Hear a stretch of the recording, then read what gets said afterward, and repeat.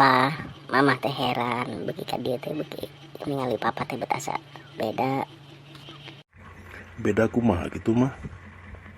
Nya beda we beki kalau teu kalaka beki maceuh make jeung hayang kikituan unggal peuting segala.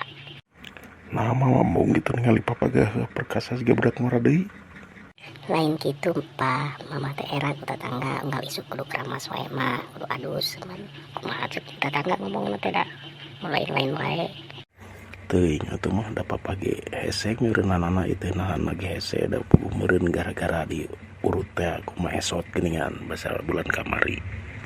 Kudu bisa nahan atuh Pa, pan bapak teh geus kolot. Tingalikeun tuh si Deden ge nu tetangga urang nu biasana ngadatu kan ngarokok ayeuna mah bisa eureun teh sakara-kara. Beraku elek ku Deden.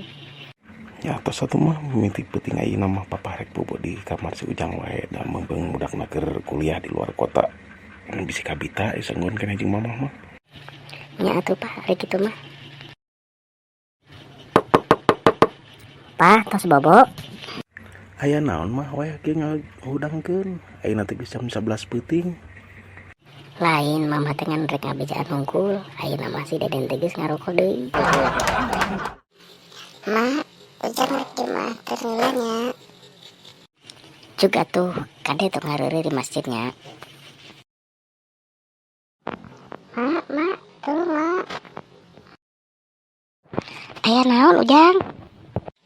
Ujang sih dipaehan mak. Dipaehan kumaha Ujang? Saha nu rek maehanana? Ku Pak Ustad mak. Kada Ujang mau HP. Nah tibang mau HP make jeung rek dipaehan segala.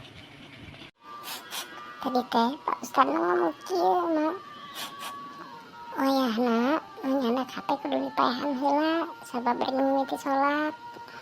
Tadi Ujang teh sieun mak disieun dipaehan ku Pak Ustad. Ujang. Tah barudak. Jadi urang salaku urang Sunda kudu ngamumule budaya jeung basa Sunda. Hidup kudu Punten, mangga. Saha eta? abdi Sudrun Pak. Sok asup Drun.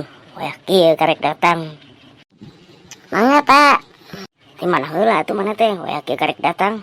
Jam sabaraha ieu? Jam 8. Hapunten Pak, tadi teh nuju di jalan. Abdi mendakan emak-emak kai calon arto 100.000. Oh, jadi mana teh mantuan yang akan heula duit si emak eta. Ah henteu Pak. Nah, geuning teu. Ari sugan teh mantuan bapak mah. Pan ku abdi artosna ditincak. Sudun.